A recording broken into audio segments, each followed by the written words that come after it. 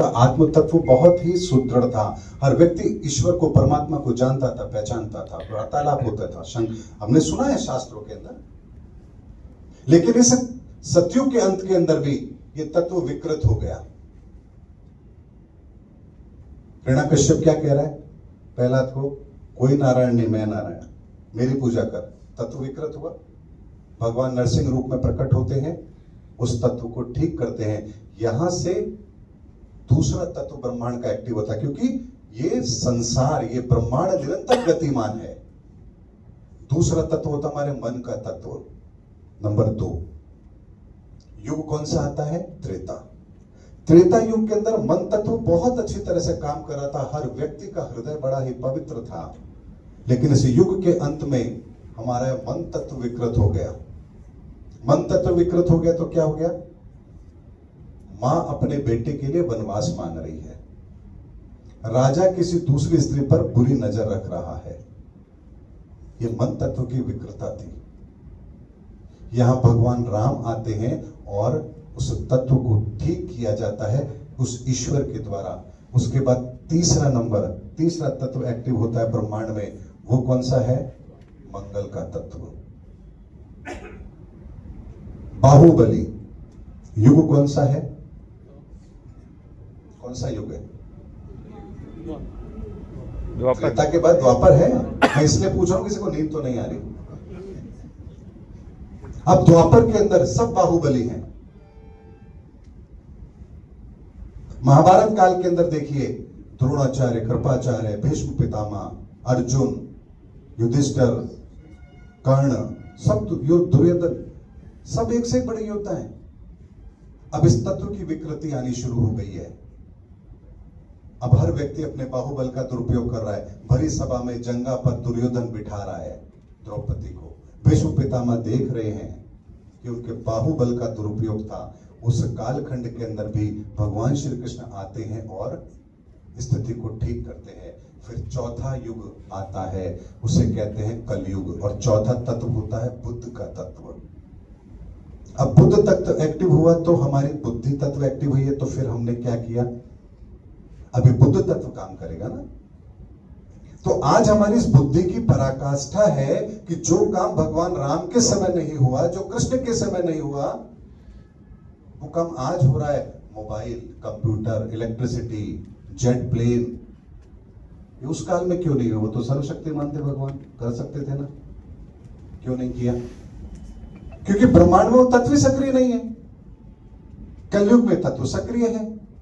अब इसकी भी विकृति देखिए कि हमने परमाणु बम इतने बना लिए कि 1% भी फूट गए तो धरती समाप्त है। सारे की तो बात ही छोड़ दीजिए, 5-5 हजार की संख्या में परमाणु बम है एक देश के पास में। ये हमारी बुद्धि की विकृति है। तो क्या इस बुद्धि की विकृति को ठीक नहीं होना है? नहीं होना है? होना है। तो यहां क्या कहा गया कि कल की अवतार आएंगे। तो कहां चोट होगी? कल की क्या करेंगे? वो हमारी सोच पर चोट करेंगे, हमारे इस तत्व को ठीक करेंगे। और पांचवा तत्व किसका है? बृहस्पति अर्थात ज्ञान का। तो अगला युग कौन सा आएगा कलयुग के बाद? धर्म युग आएगा। अब इस बात को भी समझते हैं। 41 से लेकर 50 तक का हमने कालखंड लिया है, ठीक है। इसके बीच में 45 एक फिगर आता है। 4 नंबर तो युग को रिप्रेजेंट कर रहा है, लेकिन 5 नंबर किसको रिप्रेजेंट कर रहा है? धर्म को। तो इस कलयुग के मध्य काल के अंदर भी तो एक धर्म युग आना चाहिए, आना चाहिए। तो क्या नहीं आया?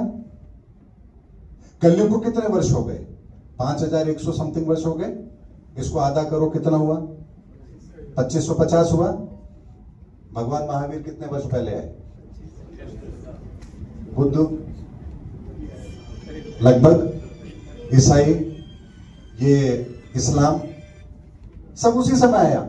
यानी ये तत्व उस समय काम कर रहा था जिस समय अनेक विचारधाराओं ने, धर्म की विचारधाराओं ने इस धरा पर जन्म लिया। और इस समय हम 50 फिगर पर है, यानी कि अब इस कलयुग का अंत और धर्म युग की शुरुआत होनी है। और 30 मार्च 2025 मैंने आपको इसलिए कहा क्योंकि मैंने 2018 में लगभग 4000 साल का डाटा एनालिसिस किया ज्योतिष के अंदर। मैंने ज्योतिष को ऐसे नहीं लिया कि यहां अच्छा कुंडली देखी, ये 12 घर है, 9 ग्रह बैठे हैं। ये 12 घर क्यों बने, ये कुंडली ऐसे ही क्यों बनी, ये पहला घर हमारा स्वयं का क्यों है, ये पंचम भाव हमारी संतान को क्यों दिया गया, ये सप्तम पत्नी का क्यों है। अरे उस व्यक्ति ने क्या सोचा होगा जिसने इस ज्योतिष विधा को बनाया होगा, मुझे वो विज्ञान समझना है। मुझे किताब पढ़ के जोशी नहीं बनना, कुछ तो रहस्य होगा। ब्रह्मांड का रहस्य, किसी व्यक्ति के जीवन का रहस्य आप खोल रहे हो तो इसके पीछे कौन सी विधा काम कर रही है समझ में तो आनी चाहिए ना। 4000 साल का डाटा एनालिसिस किया था, तब यह पता लगा था कि आने वाला समय कौन सा आने वाला है, किस तरह से आएगा। 30 मार्च 2025 को ग्रहण भी है, चैत्र शुक्ल प्रतिपदा है, नववर्ष है, विक्रम संवत नववर्ष शुरू होगा। और ब्रह्मांड के अंदर 9 ग्रहों में से 8 ग्रहों की दृष्टि एक ही स्थान पर होगी जहां केतु होगा, और 6 ग्रह मीन राशि बृहस्पति के घर में होंगे, और जो 2 ग्रह बाहर हैं बृहस्पति और मंगल, उनकी दृष्टि भी केतु पर होगी। और केतु इस ब्रह्मांड का नवा तत्व है, नवा तत्व यानी मोक्ष का तत्व है। इस संसार में कुछ बड़ा ना हो ऐसा संभव ही नहीं है।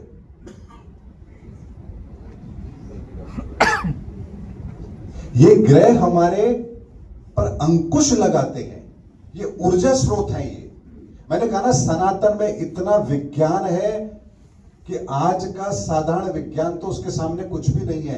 एक एक सनातन के सूत्र को लेकर के आप चलिए, आज के बच्चे हमारे वो एक्सपेरिमेंट कर लेंगे जो बड़े बड़े साइंटिस्ट सालों से नहीं कर पा रहे।